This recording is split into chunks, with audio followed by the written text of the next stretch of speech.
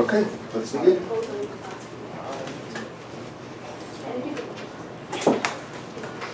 We're actually just going to jump into it, picking up with the examples that we wrote down last time.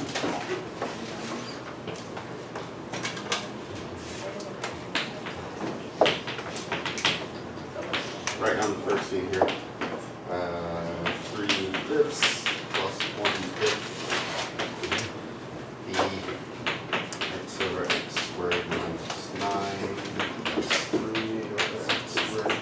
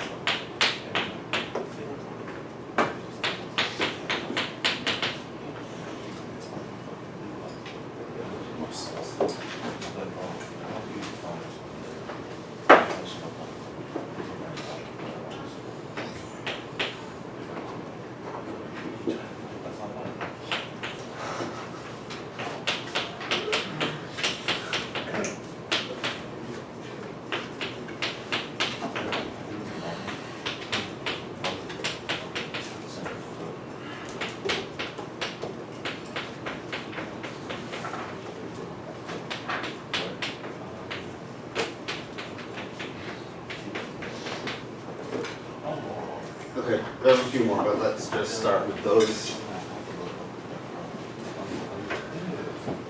Alright, pay attention now. Stop talking.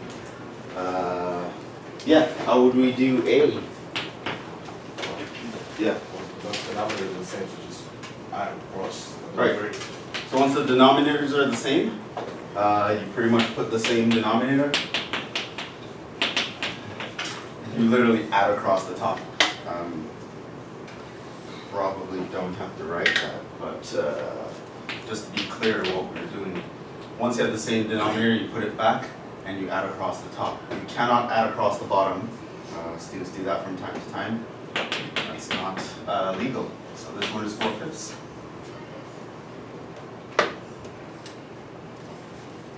B.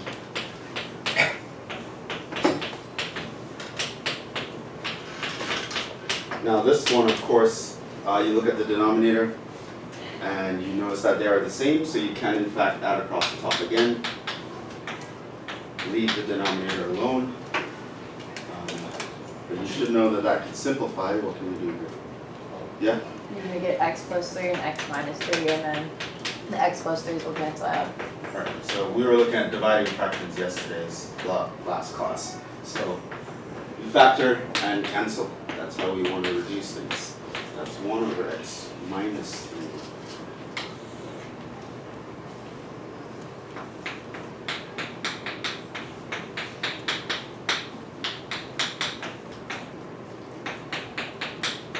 Okay. Someone else told me how to do this one.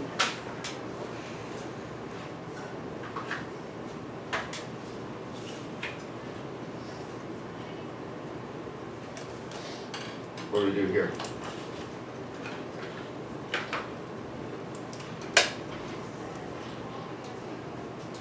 Yeah.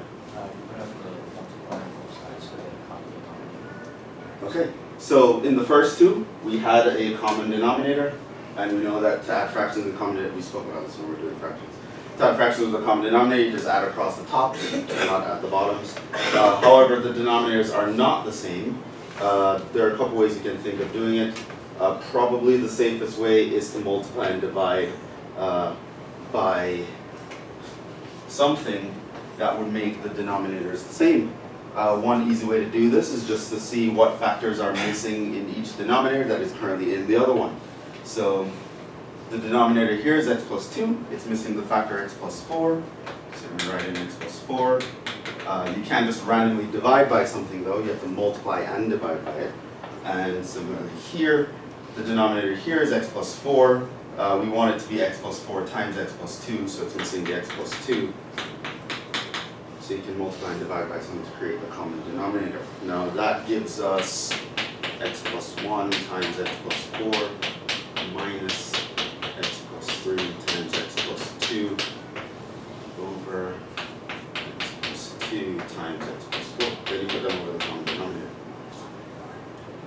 Another thing you could notice was happening here was we had a straight up definition for this. AB plus C over D, we know that's AD minus plus BC over BD. So you get the same thing if you cross multiply these two, you get the top, then you multiply those two, you get the denominator. That being said, what do we want to do here? Yeah. I mean, I FOIL, so. Right, you can expand. So remember, the goal when you want to simplify a fraction is to factor.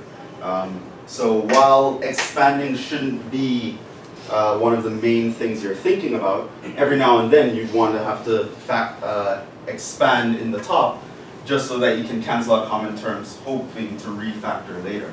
But factoring is always the main goal here. But right now there are no common factors. There's no real factoring I can do with the way the expressions are laid out. So I'm hoping if I expand parentheses and something might actually work out in my favor. One thing I want you to be aware of is never expand the denominator.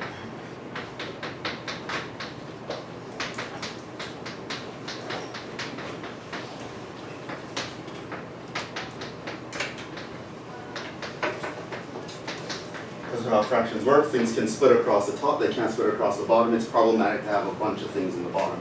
You always want to keep that as contracted as possible, and the denominator here is fully factored, it's fully contracted.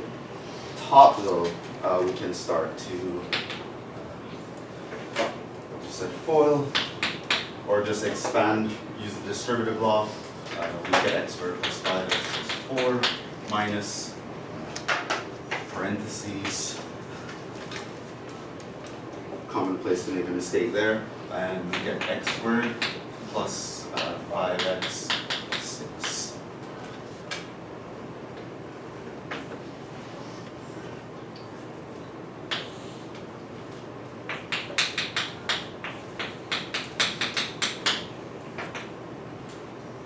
So now, because our negative signs will distribute here, this is actually minus x squared minus 5x minus 6. And we can start to actually cancel a bunch of stuff here, right? So we can subtract the x squares, and subtract the 5x's, and 4 minus 6 is going to be minus 2.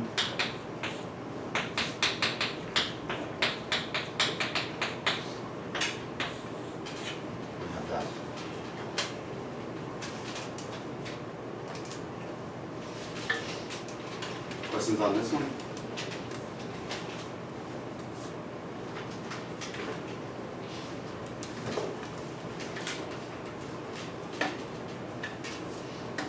Let's do D. Just knock these up.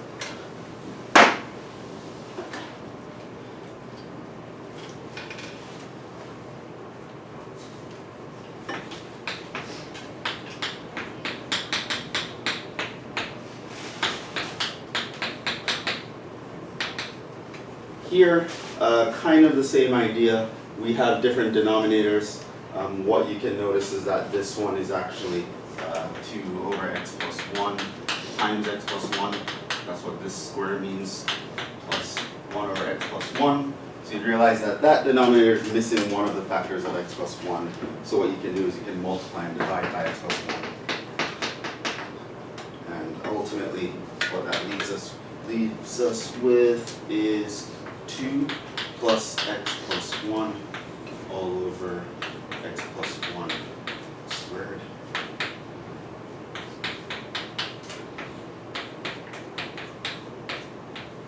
And nothing really cancels there.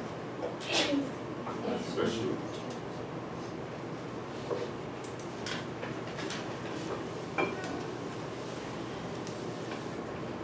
E.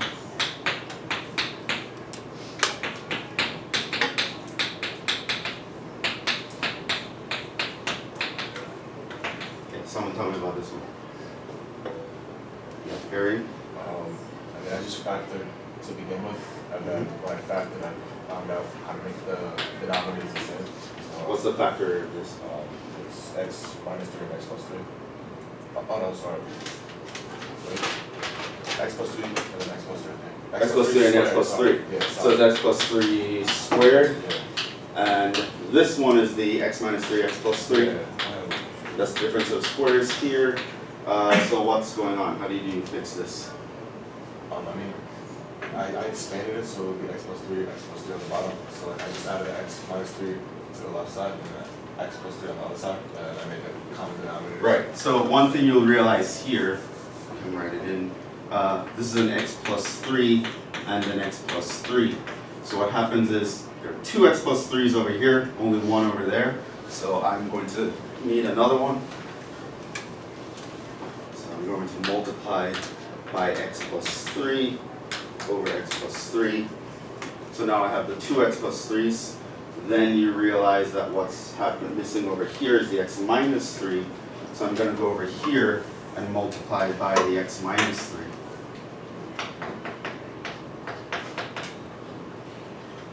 So now both denominators would look like X minus 3, X plus 3, X plus 3. And so now it's a common denominator that I can put across the bottom. X minus 3, X plus 3, X plus 3. Which you could write as X plus 3 squared. I'm just doing this for emphasis. And in the tops, you multiply out 4x minus 12 plus X plus 3. And 4x plus 1x, 5x, and minus 12 plus 3, minus 9. And this one again doesn't really simplify anything. Nothing really cancels out. But that's the situation you want to be. If something were to cancel out, that would be the place, that would be the situation in which it's going to happen.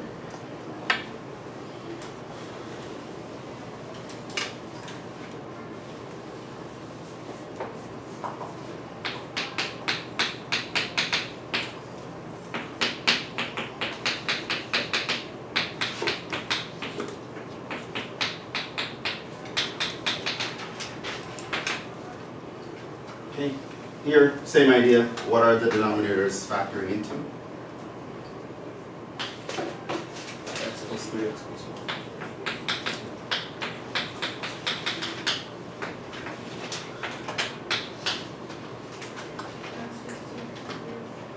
X plus 2, X plus 3. So now when you're going through your notes and you're writing these things down, you should be able to come up with your own steps for doing this. Even though technically we went through those steps when we covered fractions, but you should tell yourself things like, okay, I want to combine two fractions. First thing I'm going to do is factor the denominators. Then I'm going to find out what's missing. You should always write down a sequence of steps for what you need to be able to do. So yeah, that here's 2x minus 2, x minus 1. And now we look at what's missing. So from over here, we're missing the x plus 2. Multiply and divide by x plus 2. So now I have x plus 1, x plus 2, x plus 3. Here I'm missing the x plus 1. So I'm going to multiply by the x plus 1.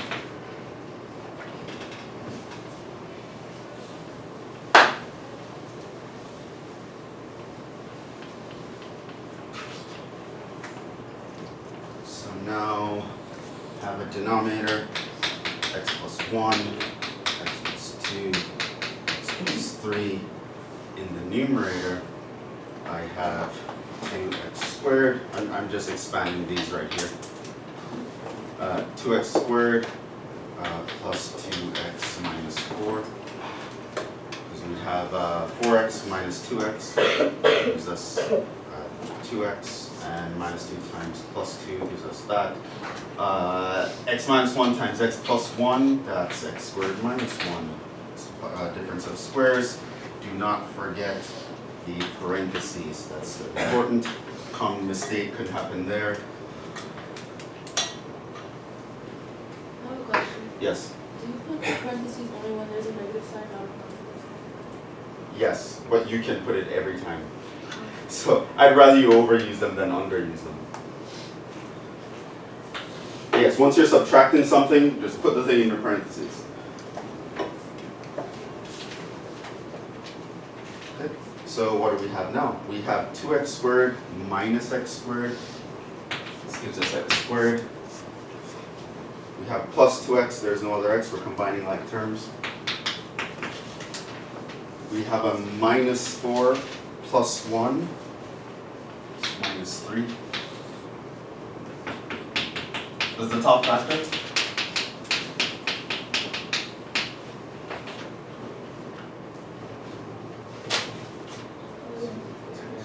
Yeah, into what?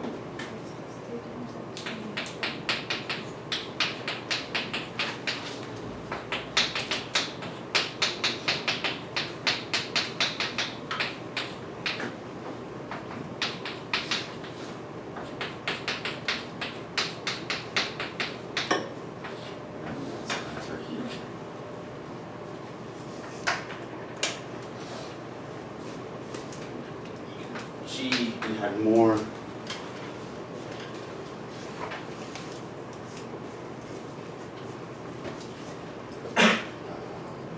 This one had 3 in it. So it's -5 over x squared plus 3x. Or plus 5 over x squared plus 2x minus 3. This 1 over x squared plus 7x.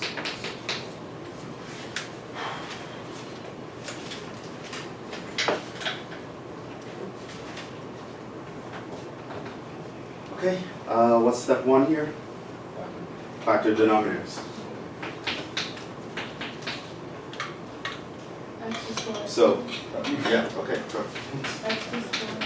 X minus 1.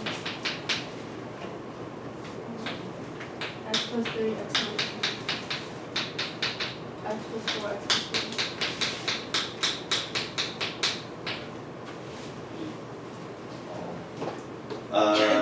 And the tops were the same, here, here, here. So what do we do now? Make the denominator the same. Make the denominators the same. So what is the first one missing?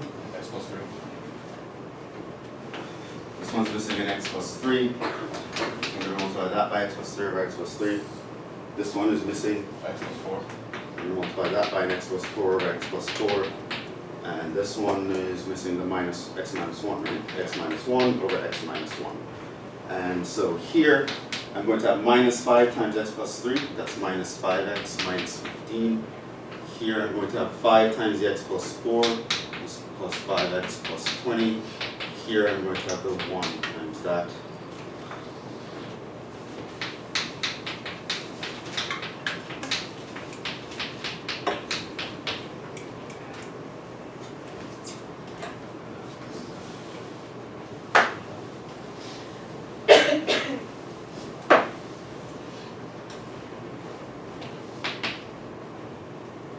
Just simplify.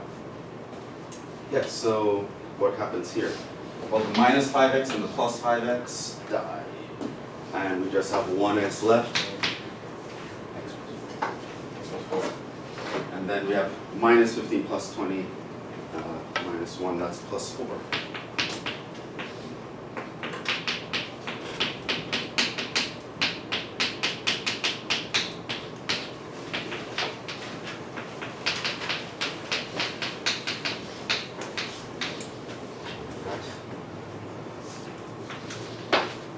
Are we getting the hang of it? Are we getting bored?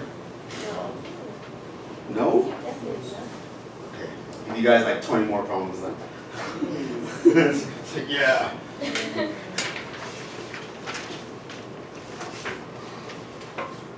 Well, the next time we have our talk, that's something I'll actually talk about. How do you know when you're done studying? It's when you're getting things right and you're bored getting them right. Don't start before that. Talk about some of the things that students commonly do and why it doesn't actually work out for them.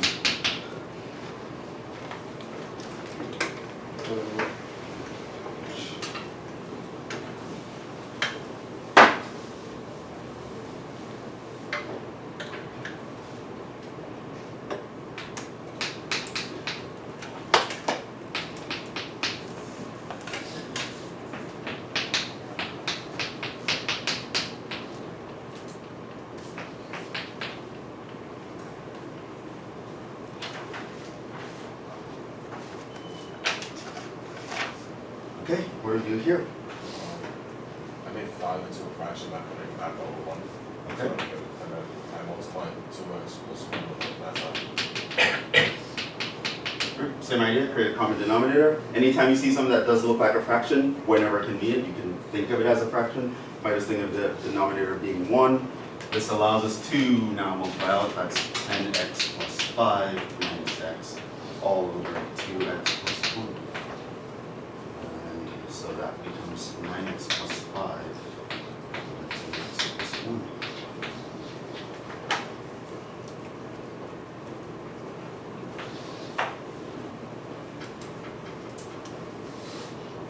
And what do we do here? Multiply the fraction on the left by 2 minus x, and the fraction on the right by x minus 2. You know what I'm saying? You could do that, but there's another way. Should that- What's the relationship between 2 minus x and x minus 2? They're negatives of each other. So they're pretty much almost the same, right? Notice that if I were to say,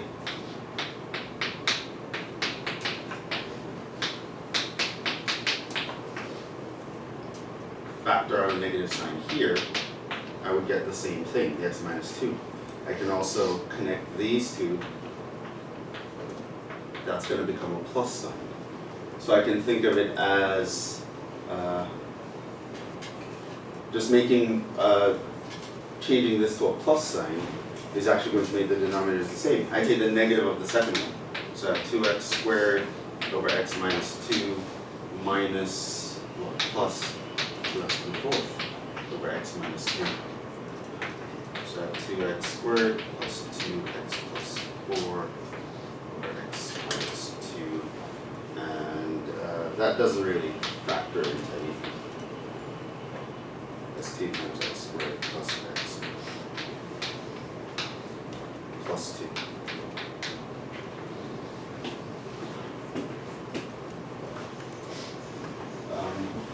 You could go the 2 minus x over, multiply and divide by 2 minus x over here, and multiply and divide by x minus 2 over here. You work a little bit harder than you have to go. Sometimes when things are flipped, it just means one is the negative of the other. You can factor out a negative sign.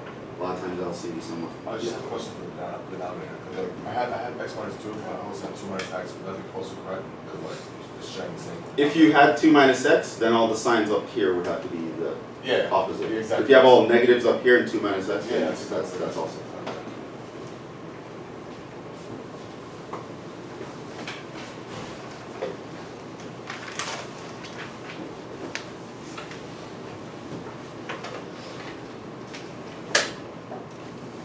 That's something I should also mention. Sometimes students are confused about when you're multiplying a fraction. Do you multiply the top and the bottom, or do you just multiply one or the other?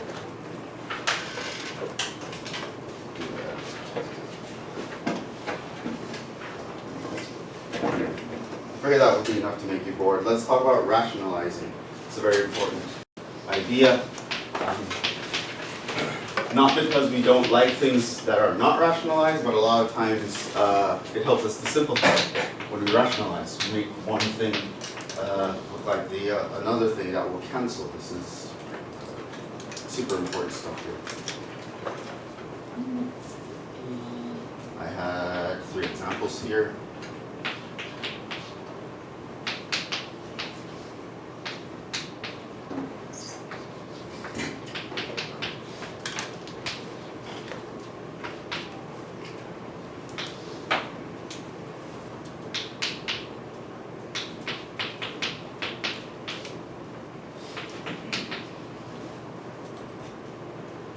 To simplify by rationalizing.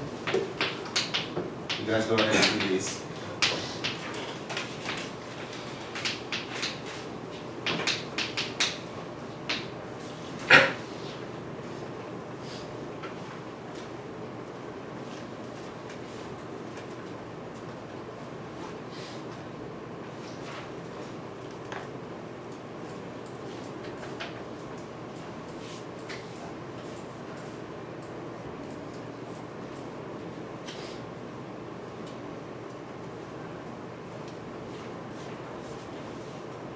Calc 1 class, we're doing a lot of things. Well, in my Calc 2 class, we're actually doing things where we're actually like adding fractions now, like this. While we're doing something else, adding the fractions part should be the easy part. But I'm just going to mess up on that. Make sure you know how to combine fractions, add them.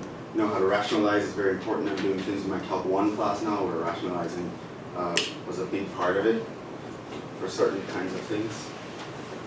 So it's coming back. The skills you're learning here, they're very important. You don't want to forget them.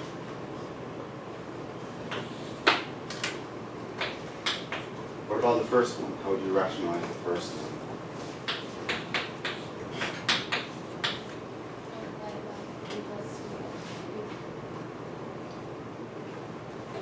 Multiply.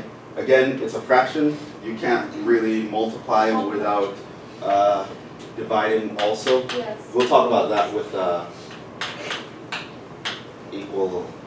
With equality, you can multiply both sides by something, you don't have to divide by it.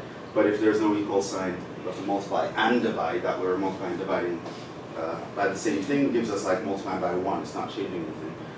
What do we call this thing here? The 1 plus 3? Conjugate. It's called a conjugate. Conjugate of 1 minus radical 3. So you see an expression where one thing, one or both of the things have square roots on them and have a certain sign in between them, then the conjugate is just you change the sign in the middle. Now, why was that convenient?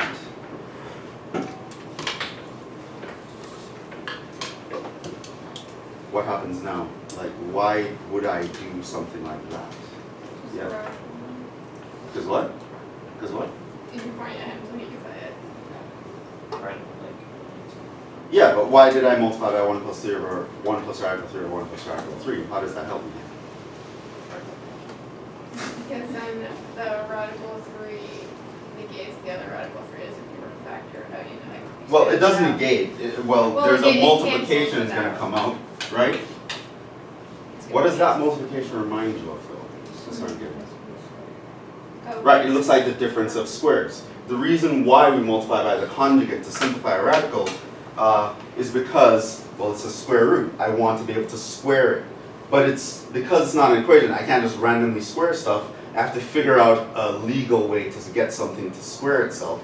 So what I do is I multiply and divide by something that's going to put some other formula I know into effect that does squaring. I know that if I take a minus b times a plus b, it has the effect of squaring the individuals. So this if multiplying by something that has a different sign in the middle, when I have two things, what is going to happen is that it results in squaring both of the things. So the denominator is actually the difference of squares. This is like your a minus b times your a plus b. And so the denominator becomes a squared, which is 1 minus b squared. Which is that. So now we have no radicals. Okay? That idea is going to be important when we come here. So it's not just, oh, you just change the sign in the middle. It's not that simple. The reason why we change the sign in the middle is because there's a special formula that I'm thinking I'm taking advantage of. I didn't just do it for random reasons. Okay, so now we have 2x times 1 plus radical 3 in the top, and nothing really simplifies there. What we can have then is going to just be, well, it's 2x times 1 plus radical 3 over 1 minus 3, now it's minus 2. I can cancel those because now it's all multiplication. So it becomes minus x 1 plus radical 3. So it allows us to get rid of the radical in the denominator, which sometimes we want. Rationalizing doesn't always have to be with the denominator. Sometimes it's going to be convenient to get rid of a radical in the numerator. I just started teaching my Calc 1 class about derivatives, and we had to, I don't think I actually did this, but we're going to find the derivative of radical x by the definition, and we need to be able to actually rationalize the numerator, not just the denominator. So I don't want you to think of this as just something to get rid of bad denominators. There's nothing really bad about it. You just do something, whatever happens to be convenient at the time. Sometimes you don't want radicals in the denominator, sometimes you don't want them in the numerator. Depends on the situation. So, if we look at B,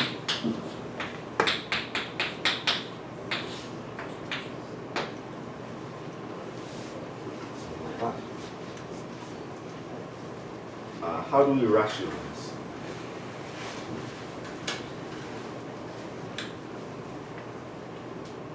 We're still going to multiply and divide by something. What do we multiply and divide by? Huh?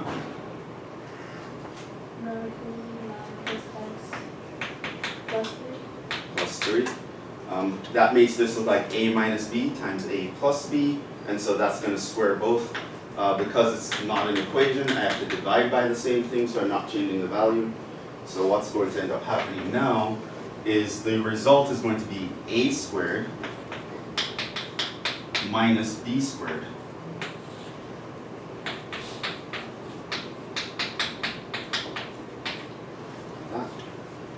Now what you'll have happening is, well, 9 minus 9, I'll just have x divided by x times the radical times x plus 3. What you'll notice now is that the x's will cancel. So we've changed it into a situation where there's the radical moved from the top, it moved down to the bottom. Now this might be convenient. For example, in calculus context, there are some times when we're going to want to be able to plug in x equals 0, but it's an issue plugging in 0 over here. So we actually do this thing, and we're able to plug in 0 here without issue. Right? So it's not that the radical in the numerator is better than a radical in the denominator. It depends on convenience. Depends on context. I'm not going to tell you what context would we need to plug in 0 and why is it that plugging in 0 here is better than there. Aren't they the same thing, really? You're a Calc 1 professor, don't worry about that. Yeah. So I just have a question. Anything with the rational there? Like, since like, from the, number one, you did the denominator and you did the conjugation of it. Yes. So like anything with the rational in it, you have to do the conjugation of like. Yeah, normally whenever I say rationalize, basically what I mean is whatever location the radical currently is in, Okay. get it out of that. Right? It could be in the denominator, it could be in the numerator. Because of both. Just asking. It could be, what? What did you say? Or if it's like in both. Could that be a necessary situation? Potentially. I probably wouldn't ask you something like that. Okay. Like I said, sometimes it depends on context. You want to be able to cancel something. So usually, if there's a problem in one location, you want to change it so that to help it. But in this class, I probably won't ask you something where there's a problem in 2 locations. Okay. What about that one?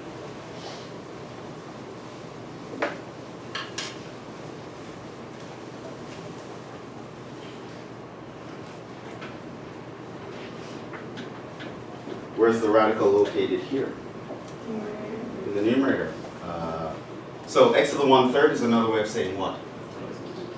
The cube root of x. Right. Okay. How do I rationalize that? Multiply Yeah. cube root of x plus 2. Numerator and denominator.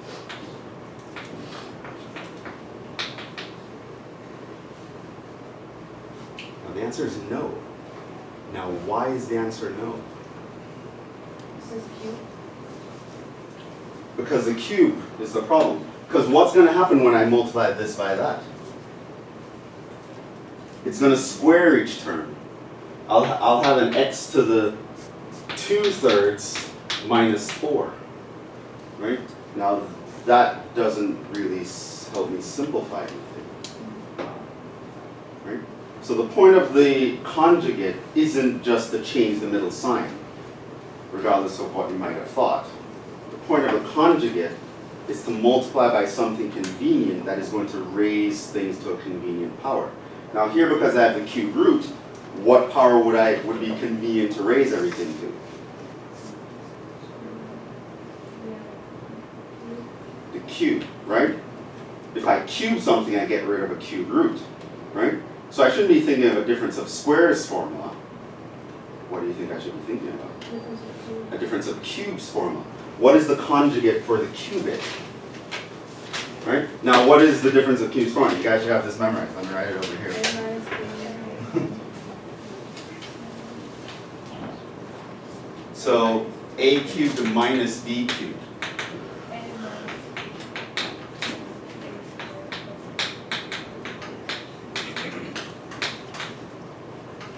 In other words, if I have two things with a negative sign in between them, like I do here, and what I want to do is to cube them, what should I multiply by?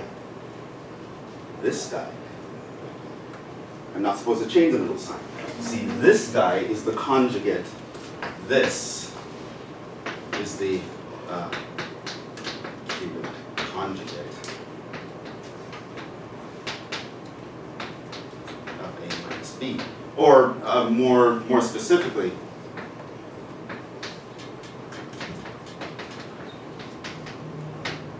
if I have something like the cube root of a minus the cube root of b, then its conjugate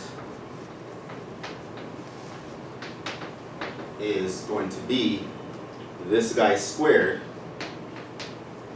plus the product of the two plus the last guy squared.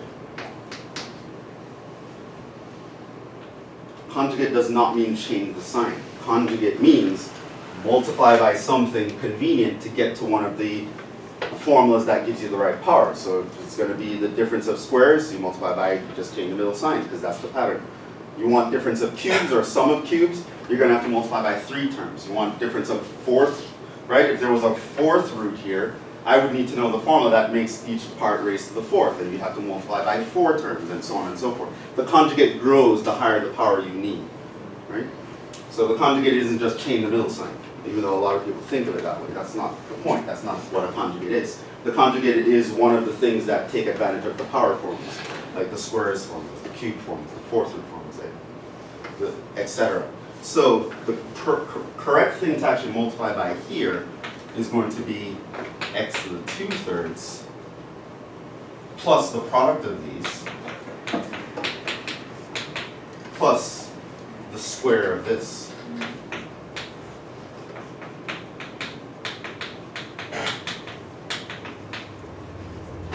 And this is why I wanted you guys to think, why is it that when you try to conjugate something with a radical in it, you just change the middle sign? The sign isn't really the important thing. The thing is, you wanted to take advantage of a specific formula, the difference of squares formula. You multiply by the conjugate to take advantage of the difference of squares formula. In this situation, I don't want the difference of squares formula. I want to cube things. I'm going to use the difference of cubes formula. So I multiply and divide by the missing part of that formula, and this is the conjugate.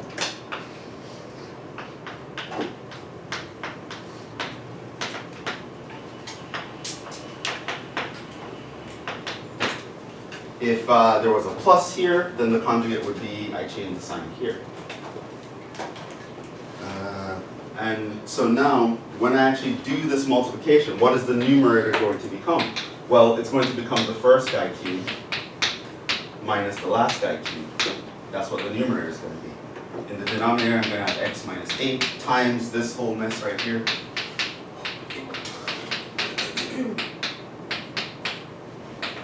What is this? X X. minus H. Oh, look at that.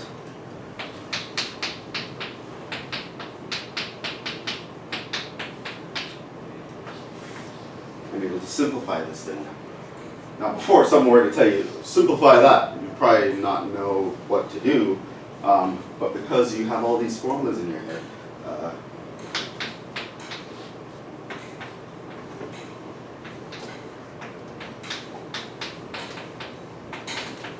there might be some context where you need to actually cancel that x minus 8 in the denominator, and rationalizing would be how you do it. And rationalize is just you taking advantage of whatever formula you need to get something to raise to a specific power. If you just have a square root, just multiply the same thing, change the middle sign, because that's the difference of squares. For anything larger than squares, formula gets worse as you go on. Or longer. It's worse. You won't have to go beyond cubes for this class though, so don't worry too much about that. Can start worrying about that in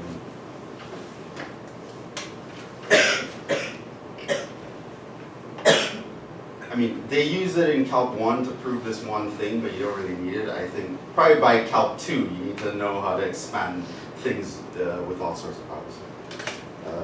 Yeah, so that would be the simplification for this one. There is another way you could do it.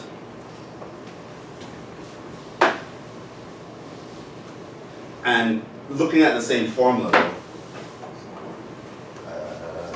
you could do something like the following, another way.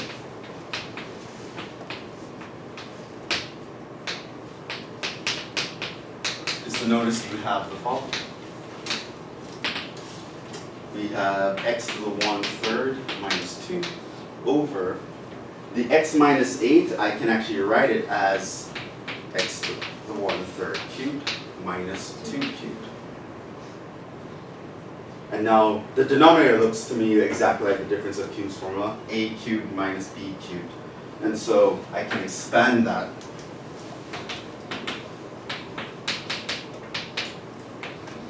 into a minus b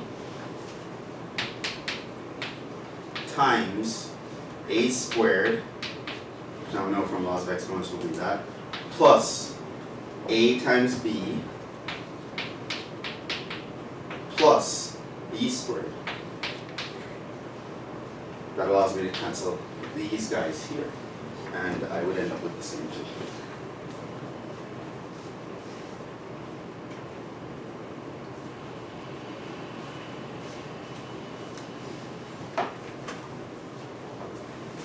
So a lot of times, like I mentioned, one important factor into learning your essential math skills is to know the rules and formulas. They're not just things that you have memorized, they actually can be a technique within themselves, right? Just knowing how what the difference of cubes formula tells me, I can actually apply techniques with that as my background idea. And a lot of your formulas are going to be like that. And you really want to be able to rewrite things sometimes so that they look like a pattern in some formula that you want to take advantage of. That is going to be very important. Because if you didn't know the difference of cubes formula well, like why would you even think of that? You would come up with that without knowing that formula. Nobody, right? But when you're here, when you're in a situation where you're like, oh, that cube root is really annoying me, I wish I could get rid of it. How can I get rid of a cube root? Well, I'd have to cube it. That would be the easiest way.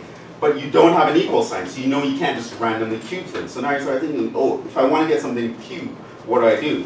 Things like the difference of cubes formula should eventually pop into your head.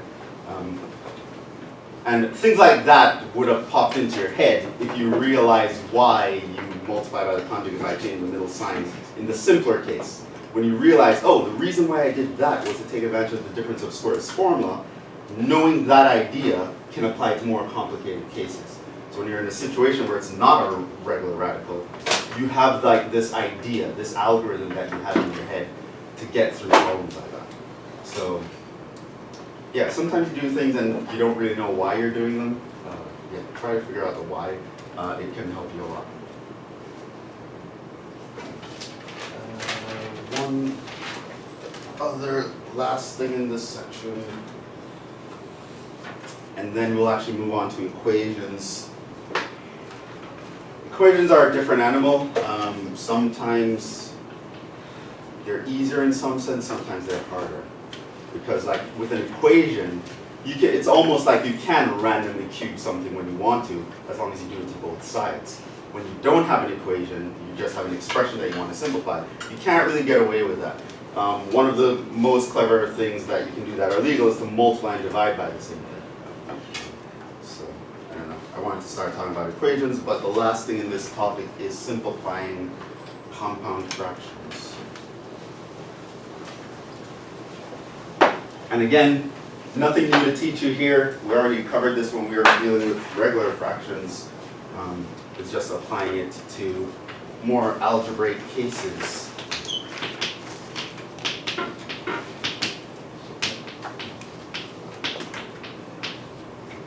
Now at this level, some people call it complex fractions, but that kind of language will get you in trouble later when you start dealing with complex numbers.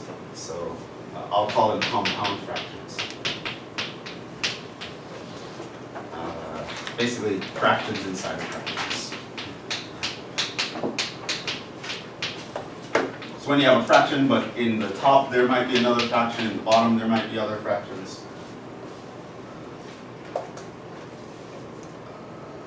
And again, let's just jump into this.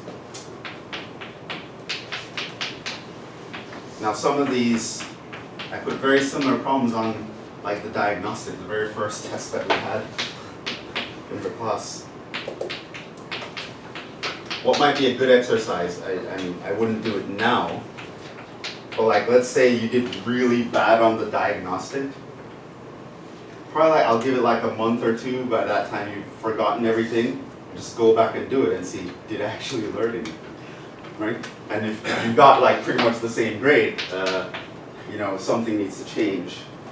Maybe that could be one of your exercises when you're starting to study for the first test, which is, I don't know, 3 weeks from now, something like that.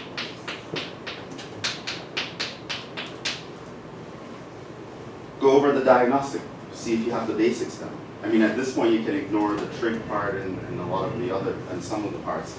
But the basic simplification questions in the diagnostic, you should be able to do all of those with no problem at this moment.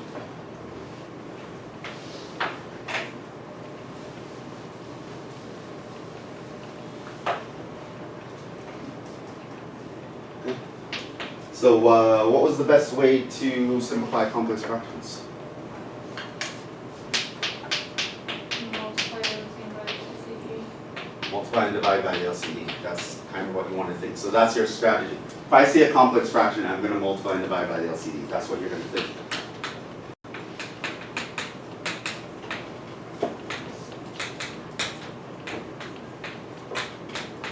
Least common denominator. A lot of times, I tell you how to find the least common denominator, but a lot of times it's going to just be the product of the guys that actually show up.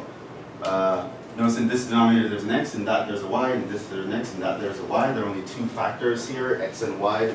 And so x times y is a good guess for the LCD, even though depending on the values of x and y, it might not be the best one, but from what you can see here, x times y is the best candidate.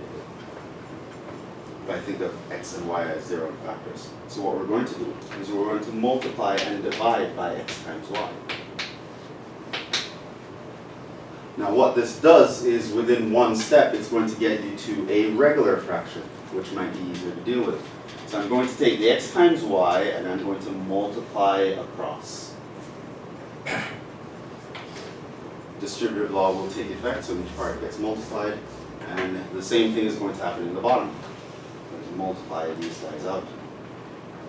Now why the LCD is nice is that it'll kill all the denominators by doing this. If I take x times y and multiply 1 over x, the x's are going to cancel, and I'd be left with y. Take the x times y and multiply by 1 over y, the y's are going to cancel, and I'll be left with x. Similarly in the bottom, x times y times 1 over x, the x's are going to cancel, I'd be left with y. X times y, multiply 1 over y, the y's are going to cancel, with x. And that's pretty much as simple as you can get it. That's the answer. Now I know a lot of students like the idea of just doing what we learned about combining fractions earlier. Create a common denominator in the top, create one in the bottom, combine the fraction in the top, combine the fraction in the bottom, and then do the keep, change, flip thing. It takes more time. This is much more efficient. Just multiply top and bottom by the LCD. It'll get you to this situation in 2 or 3 less steps than you would have taken otherwise. So efficiency-wise, it's a better strategy, I find.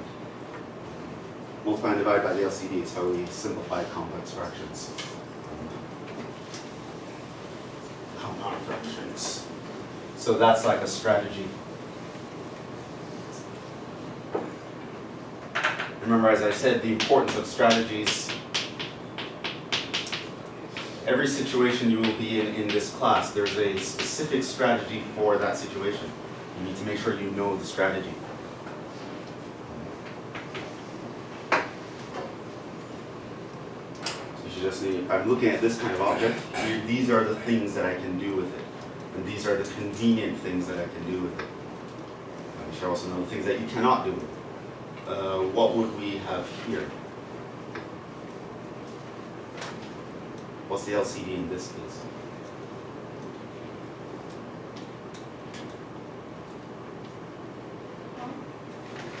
X squared minus 9. X squared minus 9. The LCD in this case is, let's leave it in factored form, x squared, x minus 3, x plus 3. Why? Well, if you go through and you look at all the denominators, use Arrhenius trick of just writing 1 in the denominator. The denominators that appear are 1, x plus 3, x minus 3, and 1. Because we don't really know anything about x, the product of all the denominators is going to be a nice LCD. And in fact, you can always use the product of the denominators, it's just not always going to be the most efficient. Like in here, we'll talk about that. But yeah, multiply and divide by that thing is going to make things a little nicer.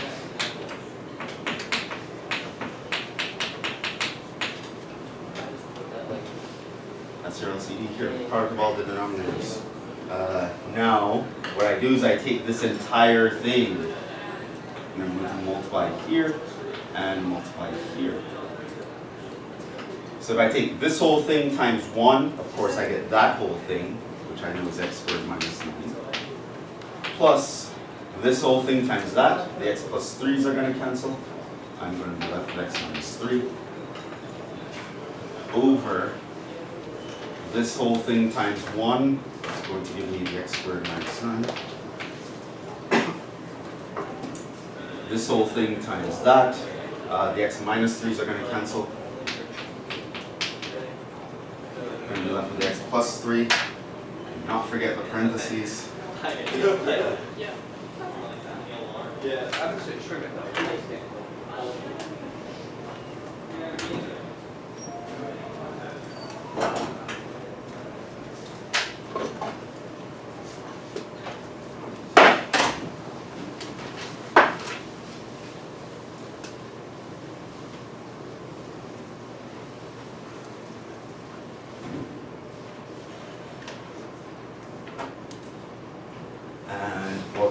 Here. So now, of course, the goal is to factor. So that's where we're going to want to think in our minds. Once it's a regular fraction, so if it's a compound fraction, the first strategy is multiply and divide by the LCD to turn it into a regular fraction. Once it's a regular fraction, now you know the strategy is factor everybody so I can cancel. Right? The strategies are going to change at different stages, but for each stage you should have a strategy in mind. Here, this will simplify to x squared plus x minus 12. X squared minus x minus 12.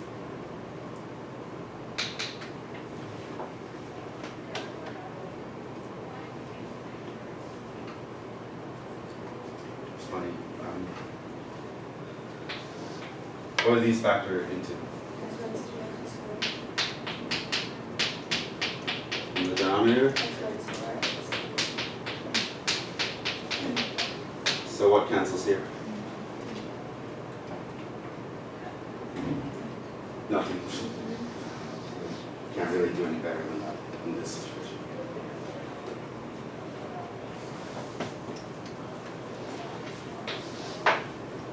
So I've been doing this so long I can kind of tell where mistakes will happen.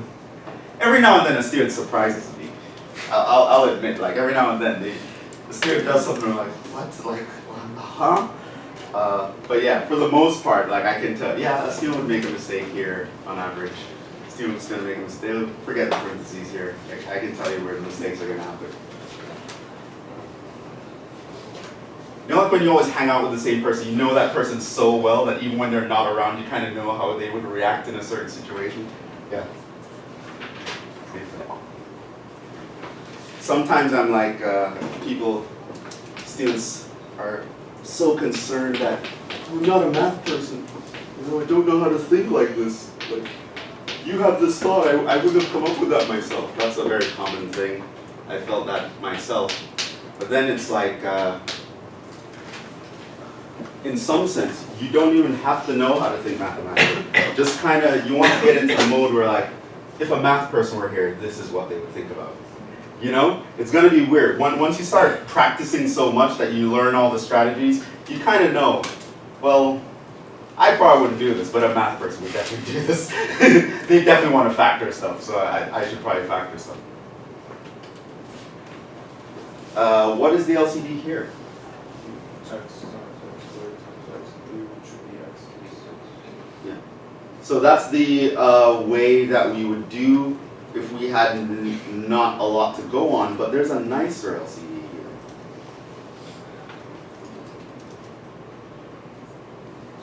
Because here I can think of X as the factor, right? So this one has 3 of them, this one has 3, this one has 2, this one has 1, that one has none of them. X cubed is actually a nicer LCD. Now you should be aware, had you just did the mindless thing of just multiplying all the denominators, you'd still get to the answer. You just have to reduce further. But because of what we know about how the LCD operates, if we have the same thing, you only have to put the highest power of that thing. You don't have to multiply all the powers of the things. Remember when we found the LCD was to factor into the prime factorization and the highest powers that appear. Right? That was the idea. The product worked out here because the highest factor of each of these was the power 1. So I just multiply all these guys to the power 1. Here, the x was repeated, the highest power is power 3. I only need the highest power to be the LCD. So I can multiply by x cubed on both sides, top and bottom, multiply these out. And so here on top I have x cubed minus 1. On the bottom I would have x cubed times 1 over x, leaves me with x squared. X cubed times x squared leaves me with x. And x cubed times 1 over x cubed leaves me with 1. Can we do anything further here? Huh? You can factor. How?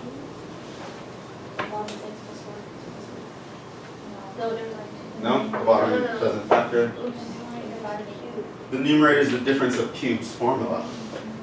You can imagine that there's a cube here. So we're going to have x minus 1 times this squared plus this times that plus this squared. And yeah, that's exactly the denominator. So these would cancel. So that's just all x minus 1.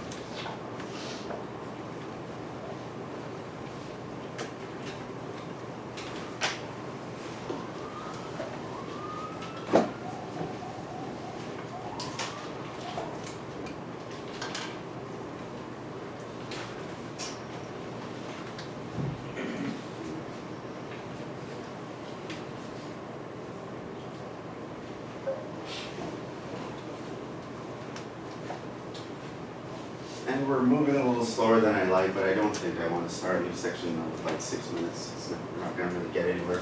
So I think we'll wrap up there. By the way, in terms of that, in terms of pacing and all that stuff, sometimes it just depends on how the semester is going. But what you should understand about the syllabus is that the test date is more firm than the topic. So even if I don't cover all the topics by that date, whatever we've covered, I'm testing you on that date, right? So the dates are more important. So our test is still going to, I believe it's October 17th. I want to say October 17th, you're getting a test regardless. Even if I didn't finish everything, what I would do is whatever I finished up to that point, I'll give you a test on that, and I'll probably put the other stuff as like bonus problems or something for the first test. And when the test comes, I'll give you guys practice tests and like some things I'd want you to study. And then before the test, I'll tell you how to actually use these things. I'll also type it up on the website. But we'll stop there for now. Next class, we'll start with equations. Yeah. Since there's technically no midterm, during that midterm period, you do class.